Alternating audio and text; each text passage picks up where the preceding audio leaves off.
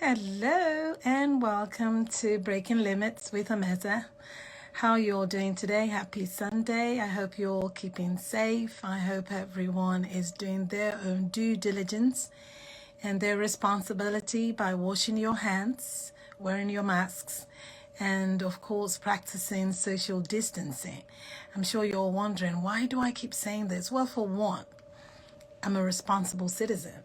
And secondly, I work in the healthcare field, so it's important to me to keep telling people that.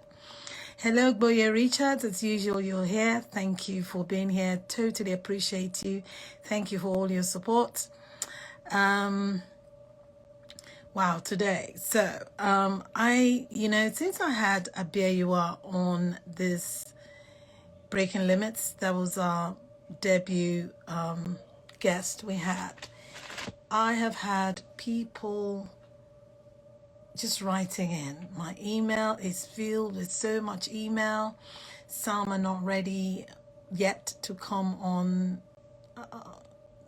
camera and talk about their experience. And others prefer to write, and that's fine. I tell people that. Hello, Esther, my love. How are you? I totally, absolutely love you. I hope you're doing well. I hope you and your family. I love the pictures you share of your kids. Beautiful. That's one of my co-hosts there. She's always there. Hello, IBS. IBS, I'm glad you're here. How are you? So before I came on, I actually shared pictures of what's happening at my end. It's snowing. So I took pictures. I know Miss Cookie wanted to see pictures. So I hope you're enjoying those snow pictures. There's some other pictures I'll upload later. Irene, how are you, my love? There's so many of you coming in. I'm waving back at you, okay? Thank you for coming on. So we're going to get right into it. I had so many letters, like I said, emails, but I'm opening up my computer now. I didn't want to,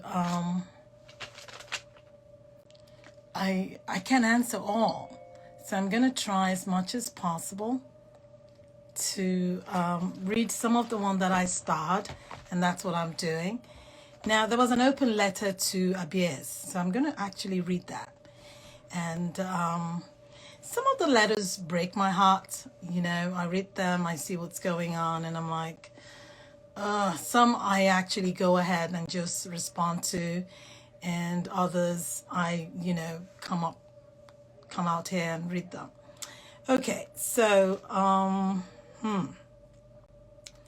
a letter to Abiewa. Dear Miss Ameze, my name is Veronica. I hail from Benin and Warri. I hail, all right. My mom is Benin and my father is Urobo. I was raped repeatedly by my father since I was 6, till I ran away at 15 years. My mother was aware, but she beat me when I told her. She said it is forbidden to say such taboo to the world. She was too scared of my father. I was the oldest, and I believe he raped my other sisters. We were 10 children in number, and I was the oldest. At 15, when I ran away, I told my auntie. She also told me to shut up and tell nobody. I begged her to tell my mom to protect my younger sisters, which I believe my mom eventually did to the last 2 girls. She started to fight him back. But all 4 of us, the older girls, he raped. I went into prostitution, and I was further abused by men. For a long time, I struggled to forgive, but it is tough. I especially hated my mother, who was an accomplice. She turned a blind eye. She knew. And I would like to say here that most mothers know and turn a blind eye. In my mind, I believe Abies might have been raped, but it is a shameful thing to admit. So I understand. Her story reminds me of mine. My sisters and I struggle to maintain relationships with men and even amongst ourselves. It hurts. One thing I do believe is that raping of daughters is very prevalent in the Midwest of Nigeria. I think a lot of Urobo men rape their daughters.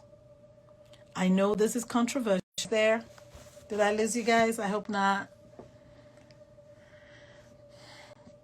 Okay, let me go ahead and read some of the comments here. Ebuka Menkiti. I should share old classic movies I acted in the 90s. Okay, I'll try. Again, you need to understand this. Some of those movies I was a producer of, and others I wasn't. So I have to ask the producers to, give permission so we can share that.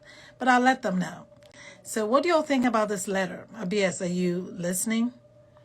This is an open letter from Veronica. She said she's from Benin and Warri.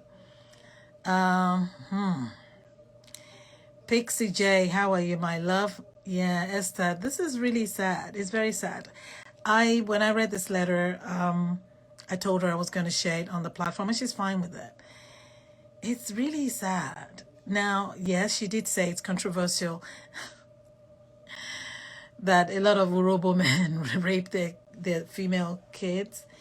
I'm not an authority on that. I don't know that. But one thing I do know is that a lot of stories come from that part of the country. Now, don't get me wrong. There's stories of rape of daughters from the north, south, east, and west. But I do know, now that she put it that way, I remember some of the kids that I grew up with and some people I've met along the way. I mean, it's not enough to totally agree that there's more abuse. I mean, it could be Igbo, it could be anyone. I don't know. What do you guys think? I'm not trying to paint anyone with a broad stroke,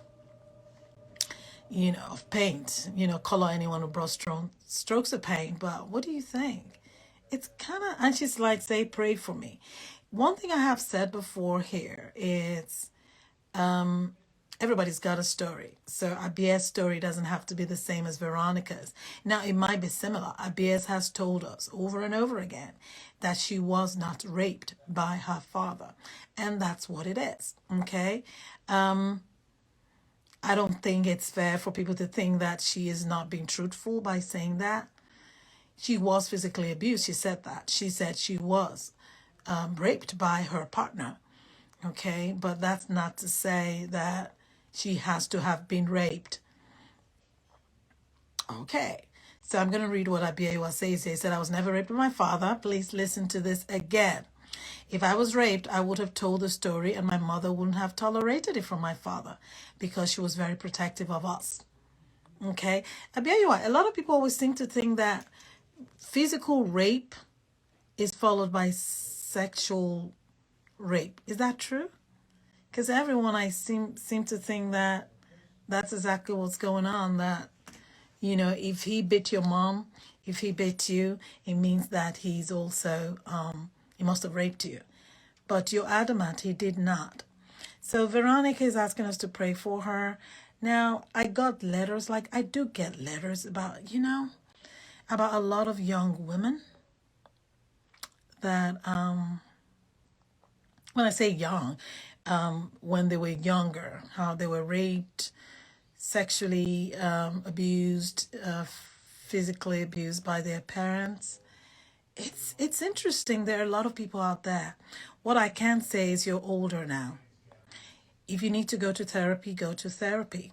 Okay, sometimes you need outside help to deal with things like this. It's not easy. I'm going to tell you that. So, very good. Abia says, My story was physical abuse, not sexual. And I believe you. I mean, seriously, every story cannot be the same. It can be similar, but it doesn't have to be the same.